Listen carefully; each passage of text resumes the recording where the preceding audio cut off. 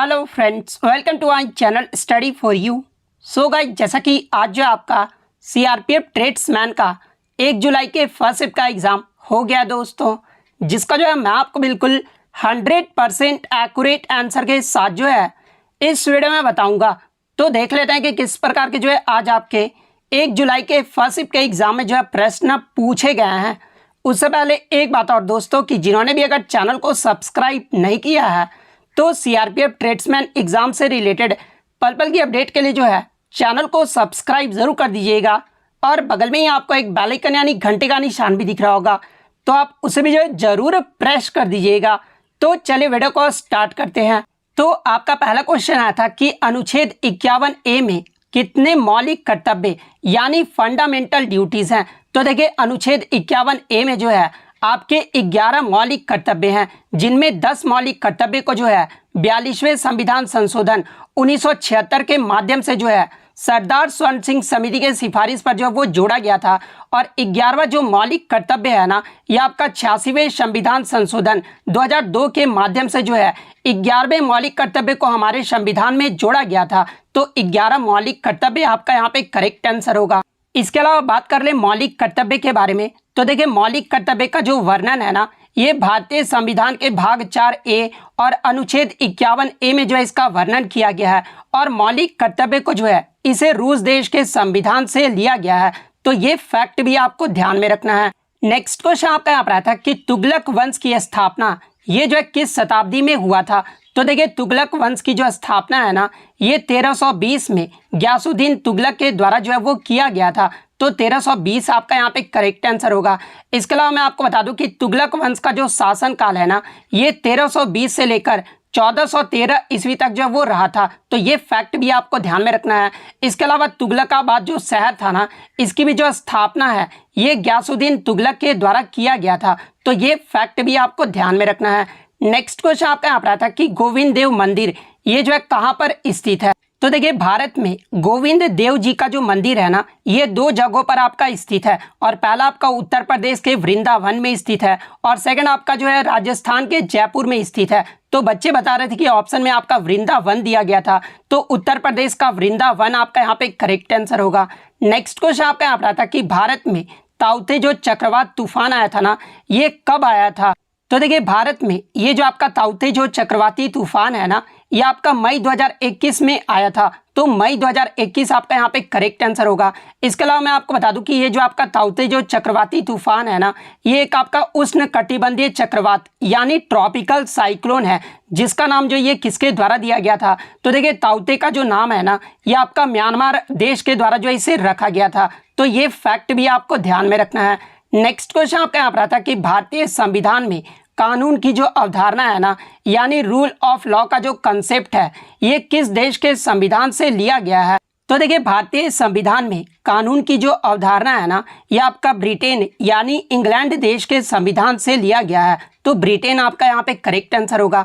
इसके अलावा मैं आपको बता दूं कि संसदीय सरकार, विधि का शासन, विधायी प्रक्रिया, एकल नागरिकता, कैबिनेट प्रणाली, विशेषाधिकार रीट, संसदीय विशेषाधिकार और द्विसदनीयता, ये सभी जो प्रावधान है ना, ये आपके ब्रिटेन देश के संविधान से जो है ये सभी प्रावधान लिए गए हैं।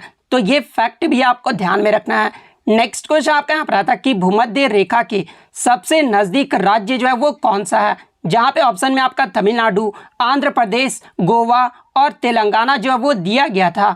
तो देखिए, मैं आपको बता दूं कि भारत में आपका जो है भूमध्य रेखा यानी इक्वेटर जो है वो नहीं गुजरता है, क्योंकि जब आप मैप देखोगे ना, तो भारत जो है भूमध्य रेखा के उत्तर में स्थित है, इसलिए भारत में जो है भूमध्य रेखा जो है वो नहीं गुजरता है। लेकिन अगर बात कर ले भूमध्य रेखा के सबसे नज़दीक राज्य कौन सा है, तो सबसे पहले तो आपका तमिलनाडु राज्य है, उसके बाद आपका केरल राज्य है। तो ऑप्शन में आपका तमिलनाडु दिया गया था, तो तमिलनाडु आपका यहाँ पे करेक्ट आंसर होगा। इसके अलावा मैं आपको बता दूं कि भारत में जो है आपका सिर्फ कर्क रेखा यानी जो कैंसर लाइन है ना, ये आपका जो है वो गुजरता है। और ये जो आपका कर्क रेखा ये भारत के कितने राज्यों से गुजरता है। तो देखिए, कर्क रेखा की बात कर ले तो ये आपके टोटल 8 राज्यों से गुजरता है। और वो 8 राज्य कौन कौन से हैं, तो पहला आपका Gujarat, second Rajasthan, third Madhya Pradesh, fourth Chhattisgarh, 5th आपका झारखंड, 6th आपका पश्चिम बंगाल, 7th त्रिपुरा और 8th आपका मिजोरम। ये 8 राज्यों से जो है भारत की कर्क रेखा जो है वो गुजरता है। तो ये फैक्ट भी आपको ध्यान में रखना है। नेक्स्ट क्वेश्चन आपका यहाँ पर आता है कि भाजा गुफाओं में कितनी रॉक कट गुफाओं का जो है एक समूह शामिल है। तो देखिए, अगर भाजा गुफाएं की बात कर ले तो ये आपका महाराष्ट्र के लोनावाला के पास पुणे जिले में स्थित है और इसमें आपका 22 रॉक कट गुफाएं का जो है एक समूह शामिल है। तो 22 आपका यहाँ पे करेक्ट आंसर होगा। नेक्स्ट क्वेश्चन आपका यहाँ पर आता है कि स्तूप की रचना में प्रदक्षिणा पथ को जो है वो क्या कहा जाता है, यानी स्तूप में जो है प्रदक्षिणा पथ का अन्य नाम जो है वो पूछा गया था। तो देखिए, मैं आपको बता दूं कि स्तूप के चारों तरफ जो वृत्ताकार पथ होता है ना, जिसे परिक्रमा मार्ग या फिर आधार पथ जो वो कहा जाता है। तो परिक्रमा मार्ग या फिर आधार, इनमें से जो भी ऑप्शन में दिया गया होगा वो आपका करेक्ट आंसर होगा। इसके अलावा मैं आपको बता दूं कि स्तूप के चारों ओर लकड़ी या फिर पत्थर के घेरे जो रेलिंग होते थे ना, इन्हें जो है क्या कहा जाता था, तो इन्हें जो वो वेदिका कहा जाता था। तो ये फैक्ट भी आपको ध्यान में रखना है। नेक्स्ट क्वेश्चन आपका यहाँ पर आता है कि दिल्ली सल्तनत का वह प्रथम सुल्तान कौन था जिसने जो स्थायी सेना का जो नींव है ना वो रखा था। तो देखिए, मैं आपको बता दूं कि दिल्ली सल्तनत का अलाउद्दीन खिलजी जो है ना, ये प्रथम सुल्तान था जिसने तुर्की सेना पर आधारित जो है अस्थाई सेना का जो है वो नींव रखा था। तो अलाउद्दीन खिलजी आपका यहाँ पे करेक्ट आंसर होगा। इसके अलावा मैं आपको बता दूं कि अलाउद्दीन खिलजी ने ही जो है मंगोलों के खतरे से निपटने के लिए खून और फौलाद की जो बलबन नीति है ना, इसको अपनाया था। तो ये फैक्ट भी आप ध्यान में रखिएगा। नेक्स्ट क्वेश्चन आपका यहाँ पर आता है कि इनमें से कौन सा स्वयं को दूसरा सिकंदर यानी सिकंदर ए शानी जो है ये कहने वाला सुल्तान था। तो देखिए, मैं आपको बता दूं कि अलाउद्दीन खिलजी स्वयं को दूसरा सिकंदर यानी सिकंदर ए शानी जो है वो कहता था। तो अलाउद्दीन खिलजी आपका यहाँ पे करेक्ट आंसर होगा। इसके अलावा अलाउद्दीन खिलजी की बात कर ले तो ये आपका खिलजी वंश का जो है सबसे योग्य शासक था और इसने जो है यामीन उल खिलाफत नासिर उल मोमिनीन की जो उपाधि है ना वो धारण की थी। तो ये फैक्ट भी आप ध्यान में रखिएगा। नेक्स्ट क्वेश्चन आपका यहाँ पर आता है कि निम्नलिखित में से कौन सा बजट के जो है राजस्व व्यय यानी खर्च यानी रेवेन्यू एक्सपेंडिचर का जो है वो हिस्सा है। तो देखिए, अगर राजस्व व्यय की बात कर ले तो देखिए, राजस्व व्यय सरकारी व्यय का वह हिस्सा होता है जिसके परिणाम स्वरूप संपत्ति का जो वो निर्माण नहीं होता है। और राजस्व व्यय की श्रेणी में जो है आपके वेतन, मजदूरी, पेंशन, सब्सिडी और ब्याज का भुगतान, ये सभी जो आपके राजस्व व्यय के अंतर्गत आ जाते हैं।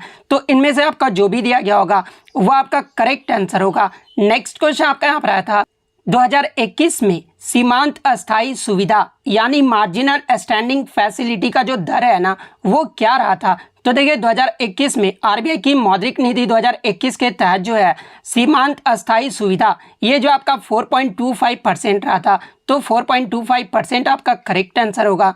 नेक्स्ट क्वेश्चन आपका यहाँ पर था कि कोशिका की आत्महत्या की थैली यानी सुसाइडल बैग जो है ये किसे कहा जाता है। तो देखिए, कोशिका की आत्महत्या की जो थैली है ना ये लाइसोसोम को कहा जाता है। तो लाइसोसोम आपका यहाँ पे करेक्ट आंसर होगा। इसके अलावा कोशिका का पावर हाउस ये जो है किसे कहा जाता है। तो देखिए, कोशिका का जो पावर हाउस है ना ये माइटोकॉन्ड्रिया को कहा जाता है। इसके अलावा प्रोटीन की फैक्ट्री ये जो है किसे कहा जाता है। तो देखिए, राइबोसोम को जो है ये कोशिका का प्रोटीन फैक्ट्री कहा जाता है।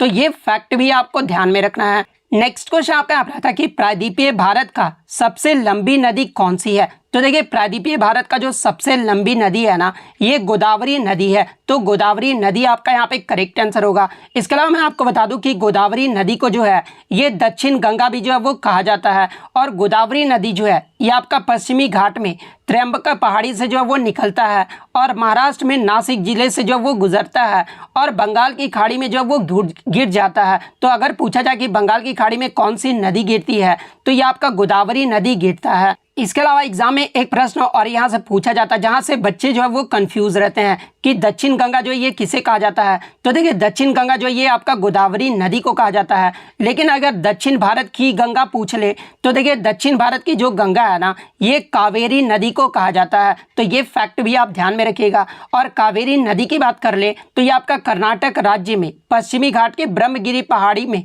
तल कावेरी से जो ये आपका निकलता है। तो इसका उद्गम स्थल भी आपको जो है वो ध्यान में रखना है। नेक्स्ट क्वेश्चन आपका यहाँ पर आता है कि मोहम्मद बिन तुगलक ने अपनी जो राजधानी है ना दिल्ली से ये जो है कहाँ पर स्थानांतरित यानी कहाँ पर जो है ये बदल दिया था। तो देखिए मोहम्मद बिन तुगलक की बात कर ले तो ये आपका 1327 में अपनी राजधानी दिल्ली से जो है ये आपका दौलताबाद जो कि आपका वर्तमान महाराष्ट्र में है इसे जो है ये बदल दिया था। तो दौलताबाद आपका यहाँ पे करेक्ट आंसर होगा। इसके अलावा मोहम्मद बिन तुगलक की बात कर ले तो ये आपका जो है तुगलक वंश के संस्थापक गयासुद्दीन तुगलक का जो है ये सबसे बड़ा पुत्र था और मोहम्मद बिन तुगलक का जो कार्यकाल है ये 1325 से लेकर जो है ये 1351 ईस्वी तक रहा था। इसके अलावा ये जो आपका मोरक्को का जो इब्न बतूता जो था ना जो कि आपका मोरक्को का यात्री था और ये आपका मोहम्मद बिन तुगलक के शासनकाल के दौरान ही जो है ये भारत आया था। तो ये फैक्ट भी आपको ध्यान में रखना है। नेक्स्ट क्वेश्चन आपका यहाँ पर था कि दिसंबर 2021 में राष्ट्रीय ब्लॉकचेन परियोजना के तहत जो है प्रधानमंत्री नरेंद्र मोदी ने किस आईआईटी में जो है ब्लॉकचेन आधारित डिजिटल डिग्री का जो शुभारंभ है ना वो किया गया था। तो देखिए मैं आपको बता दूं कि दिसंबर 2021 में ब्लॉकचेन बेस्ड जो डिजिटल डिग्री का जो शुभारंभ है ना ये आपका आईआईटी कानपुर में किया गया था। तो आईआईटी कानपुर आपका यहाँ पे करेक्ट आंसर होगा।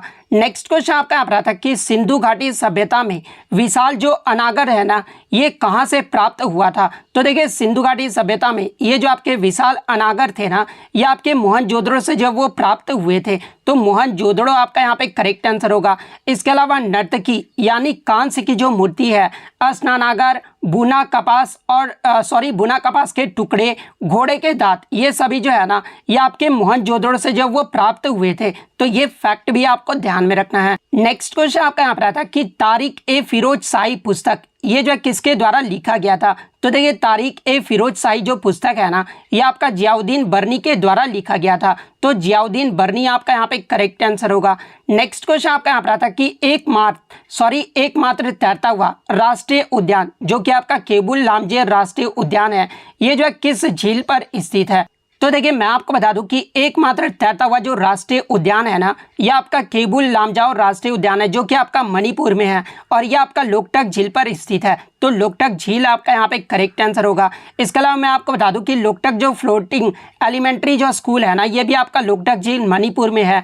विश्व का एकमात्र तैरता हुआ डाकघर अगर पूछा जाए तो देखिए विश्व का जो एकमात्र तैरता हुआ जो डाकघर है ना ये आपका श्रीनगर में डल झील पर स्थित है। तो ये फैक्ट भी आपको ध्यान में रखना है। नेक्स्ट क्वेश्चन आपका यहाँ पर आता है कि वित्तीय समावेशन में ये जो है कौन सी योजना जो वो शामिल की गई है। तो देखिए ये जो आपका प्रधानमंत्री जनधन योजना है ना ये विश्व का सबसे बड़ा वित्तीय समावेशन योजना है और इसे जो है कब लॉन्च किया गया था। तो इसे जो 28 अगस्त 2014 को जो है वो लॉन्च किया गया था। तो प्रधानमंत्री जनधन योजना आपका यहाँ पे करेक्ट आंसर होगा। और ये विश्व का सबसे बड़ा वित्तीय समावेशन योजना क्यों है, क्योंकि इसमें 5 माह में लगभग जो है 11.5 करोड़ अकाउंट जब वो खोले गए थे। इसके अलावा प्रधानमंत्री जनधन योजना के नारा की बात कर ले तो देखिए इस योजना का जो नारा था ना वो मेरा खाता भाग्य विधाता था और ये जो है किस मंत्रालय के अंतर्गत आता है। तो ये आपका वित्त मंत्रालय यानी मिनिस्ट्री ऑफ फाइनेंस के अंतर्गत आता है। तो ये फैक्ट भी आपको ध्यान में रखना है। नेक्स्ट क्वेश्चन आपका एक युविका प्रोग्राम यानी युविका कार्यक्रम से संबंधित प्रश्न पूछा गया था। तो देखिए अगर युविका का फुल फॉर्म की बात कर ले तो ये आपका युवा कल्याण कार्यक्रम इसका जो फुल फॉर्म होता है। और इसके अगर आधिकारिक घोषणा की बात कर ले तो देखिए युविका कार्यक्रम का जो आधिकारिक घोषणा है ना ये 18 जनवरी 2019 को किया गया था और इसका जो उद्घाटन है ये आपका 17 मई 2019 को जब वो किया गया था। तो उद्घाटन अगर पूछा गया था तो 17 मई 2019 आपका यहाँ पे करेक्ट आंसर होगा।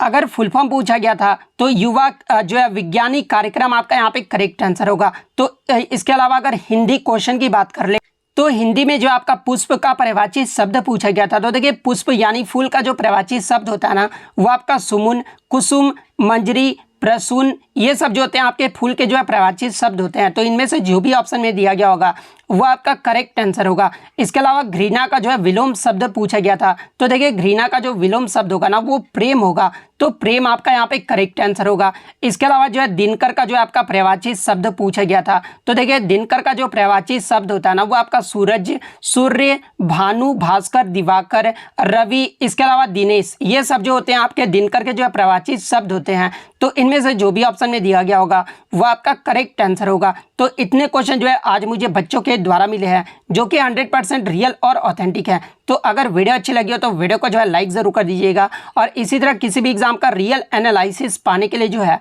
चैनल को सब्सक्राइब ज़रूर कर दीजिएगा। तो मिलते हैं नेक्स्ट वीडियो में, तब तक thank you, all the best.